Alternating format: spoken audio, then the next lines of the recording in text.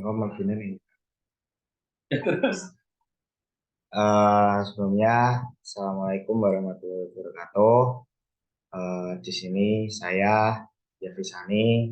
dan saya M. Andri Fani. Di sini saya akan menjelaskan tentang tugas perencanaan bangun jembatan, yaitu merencanakan pondasi pada jembatan. Yang pertama, ada dari segi data tanah. Itu ada BM1, ada juga BM2. Yang sebelah kiri itu merupakan data tanah dari BM1 dan yang sebelah kanan itu merupakan data tanah dari BM2. Kemudian ada summary of soil data, yaitu proyek dari rencana pembangunan gedung Ma'had UIN, lokasinya ada di Kota Semarang, Jawa Tengah. Perencanaan tiang tanah kohesif. Perencanaan pondasi tiang yang saya gunakan yaitu uji trial and error dengan menggunakan metode Meyerhof. Hasil analisis program SAP, beban aksial atau P itu 2240,895 kilonewton, dibuat Newton menjadi 224 ton. Properties tiang yang saya gunakan, dimensi tiang 60 cm, dibuat meter menjadi 0,6, panjang tiang atau kedalaman rencana 26 meter, luas ujung tiang pi r kuadrat sama dengan 1/4 pi d kuadrat sama dengan 1/4 kali 3,14 kali 0,6 kuadrat, hasilnya 0,28 mm persegi. Luas selimut tiang itu rumusnya pi kali d kali l, dan yang hasilnya itu 48,98 meter persegi. Mutu bahan menggunakan K400 kilogram per sentimeter kuadrat, hasilnya 33,2 MPa. Mutu beton 2,4 ton, berarti yang rumusnya AP kali L kali mutu beton yaitu 17,63 ton. Data tanah yang digunakan yaitu data uji tanah pada PM1. Pengaruh ujung tiang diasumsikan atas 8D, yaitu 8 kali 0,6, hasilnya 4,8 meter. Maka lokasi 8D sama dengan 26 dikurangi 4,8 sama dengan 21,2 meter. Yang bawah 4D sama dengan 4 kali 0,6, hasilnya 2,4 meter. Maka lokasi 4D 26 ditambah 2,4 yang hasilnya 28,4 meter.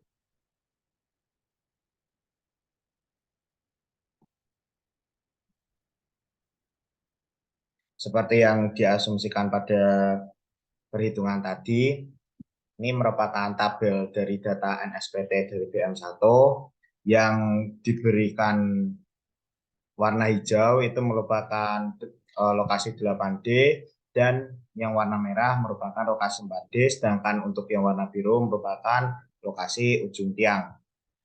Perhitungan daya dukung tiang berdasarkan uji NSPT Meyerhof.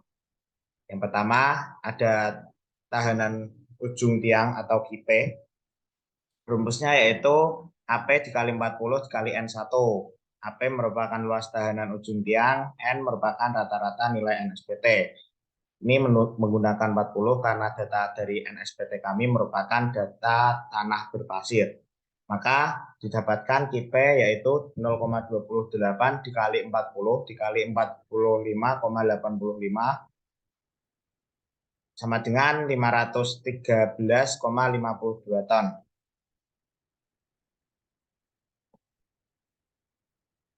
Perhitungan daya dukung tiang berdasarkan uji NSPT.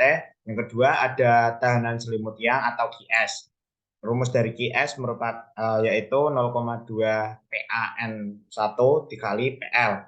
Keterangannya P merupakan keliling penambang tiang, satuannya meter, PL merupakan kedalaman tiang, satuan meter, P A merupakan tekanan atmosfer atau satuannya bar, dan N1 merupakan rata-rata nilai NSPT dengan satuan kilonewton per meter persegi. Maka didapatkan dari N rata-rata yaitu 45,85 kilonewton per meter persegi, kemudian alfanya 1, kemudian keliling tiang atau P 1,8084 meter, kemudian PL 26 meter, dan hasil dari QS-nya yaitu 238,42 ton. Perhitungan daya dukung tiang berdasarkan uji SPT Meyerhof, daya dukung ultimate dan allowable atau izin itu QU dengan rumus QP tambah QS kurangi W. QL sama dengan QU dibagi SF. Untuk nilai SF-nya diambil nilai SF sama dengan 2,5. Maka QU sama dengan QP plus QS kurangi W 513,52 ditambah 238,42 dikurangi 17,63 hasilnya 734,31 ton. Dan QL dengan rumus QU bagi SF sama dengan 734,31 bagi 2,5 hasilnya 293,72 ton. Cek kekuatan bahan tiang atau P tiang. P tiang dengan rumus beta bahan kali A tiang keterangan. P tiang yaitu kekuatan yang diizinkan pada tiang pancang satuan kilogram. Beta bahan yaitu tegangan izin bahan tiang dengan satuan kilogram per sentimeter persegi. A tiang yaitu luas penampang tiang pancang dengan satuan sentimeter persegi. Tegangan izin bah itu 0,35 dikurangi 9,50 dikali FY. Tegangan izin beton 0,25 dikurangi 0,33 dikali FC. Maka tegangan izin beton 0,25 dikali 400 kg per cm persegi hasilnya 100 kg per cm persegi.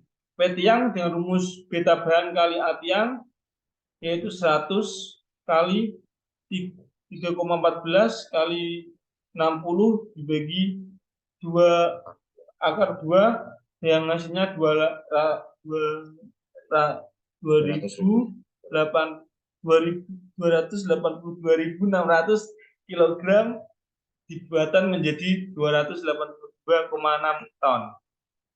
Kemudian ada kebutuhan jumlah tiang atau biasa disebut NP. NP dengan rumus V per G tiang. V itu merupakan beban, sedangkan G tiang merupakan daya dukung ultimate dan allowable atau izin. Maka didapatkannya V itu 2.240 ton, sehingga NP 2.240 ton per 293,72 ton. Dengan hasil NP 7,6, kemudian dibulatkan menjadi 8 buah.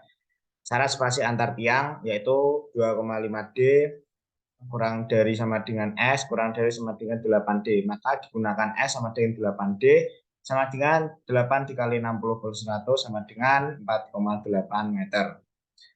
Efisiensi kelompok tiang atau EG. Efisiensi kelompok tiang atau EG dengan jumlah tiang 8. Itu rumusnya EG sama dengan 1 dikurangi theta dalam kurung N aksen dikurangi 1 kali M ditambah dalam kurung M kurangi 1 dikali M aksen per 90 MN aksen sama dengan 1 dikurangi N 1 dikurangi dalam kurung N-1 dikali M plus M-1 dikali N dibagi 90 kali N kali M dikali theta. Untuk keterangannya bisa dilihat pada gambar. Kemudian dengan perhitungan seperti itu didapatkan EG didapatkan QG sama dengan EG dikali N dikali QL. EG-nya di sini 0,9, kemudian N-nya 8 atau jumlah tiang, dengan QL-nya 293,72. Kemudian dapatkan hasil 2114,784.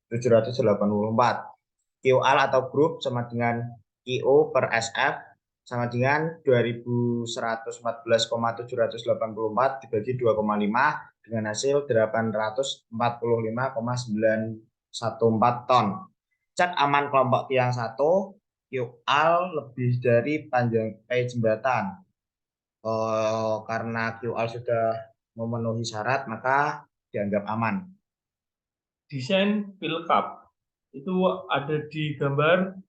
Dari hasil perhitungan grup fill di atas yang aman menggunakan grup fill dengan 4 tiang pancang.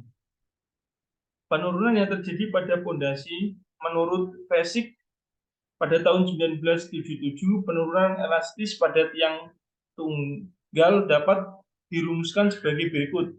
SE sama dengan SE1 ditambah SE2 ditambah SE3. Dengan keterangan SE yaitu total penurunan tiang pancang, SE1 penurunan elastis tiang pancang, SE2 penurunan elastis tiang pancang dikarenakan beban pada ujung tiang, yang S3 yaitu penurunan elastis tiang pancang dikarenakan beban yang ditransmisikan sepanjang kulit tiang. SE1 rumusnya dalam kurung QP ditambah S kali QS tutup kurung dikali L dibagi AP kali EP. Rumus SE2 yaitu IP dikali CP dibagi D dikali Q ultimate. SE3 rumusnya IS dikali CS dibagi L kali Q ultimate. Keterangan KP yaitu kapasitas dukung ujung tiang yang diizinkan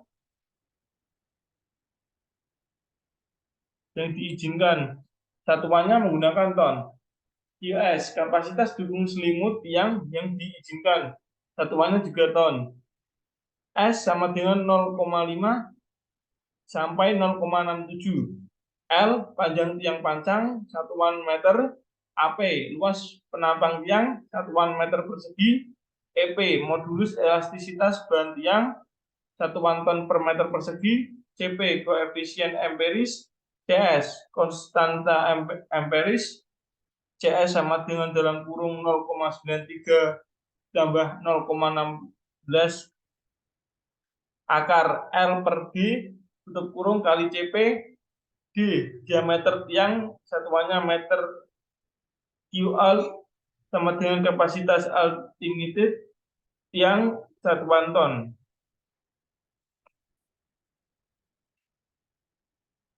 Penurunan elastis pada tiang pancang tunggal. SE sama dengan SE1 tambah SE2 plus SE3 diketahui S sama dengan 0,5 sampai 0,67.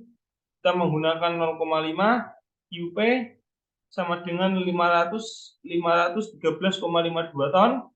QS sama dengan 238,42 ton. QU sama dengan 734,31. AP 0,28 meter persegi, EP-nya 27081,13735 MPa dibuat menjadi ton per meter persegi 2708113,735. L-nya 26 meter, D 60 cm dibuat meter menjadi 0,6, CP-nya 0,02. CS sama dengan dalam kurung 0,93 plus 0,16 akar L per D tutup kurung kali CP. CS 0,93 plus 0,16 akar 26 bagi 0,6 tutup kurung kali 0,02 dengan hasil 0,04. SE1 sama dengan 513,52 ditambah 0,5 dikali 238,42 tutup kurung dikali 26 dibagi 0,28 dikali 2708113,735 dengan hasil 0,021 meter. Sedangkan SE2 513,52 dikali 0,02 dibagi 0,6 dikali 734,31 dengan hasil 0,023 meter. Untuk SE3 238,42 dikali 0,04 dibagi 26 dikali 734,31 dengan hasil 0,001 meter. Maka penurunan total tiang tunggal adalah 0,021 ditambah 0,023 ditambah 0,001 dengan hasil 0,045 meter. Kemudian dijadikan cm menjadi 4,5. Sedangkan penurunan yang diizinkan yaitu 10% dari D. 10% dari D yang D-nya merupakan 0,6 meter itu adalah 6 cm. Maka dari itu penurunan total tiang tunggal 4,5 lebih kecil daripada penurunan yang diizinkan, maka diperbolehkan. Kemudian penurunan elastis pada kelompok tiang pancang dengan rumus sebagai berikut, maka penurunan kelompok tiang dengan SG sama dengan 0,04 akar 3,3 per 0,6 sama dengan 0,0469 dibulatkan menjadi 0, dibulat meter, kemudian diubah menjadi cm menjadi 4,69. Itu pun diperbolehkan karena penurunan yang diizinkan itu 6 cm. Sekian presentasi dari kami, kurang lebihnya mohon maaf apabila ada kata-kata yang kurang mengenan atau tidak baik untuk diucapkan, kami mohon maaf. Sekian, wassalamualaikum warahmatullahi wabarakatuh.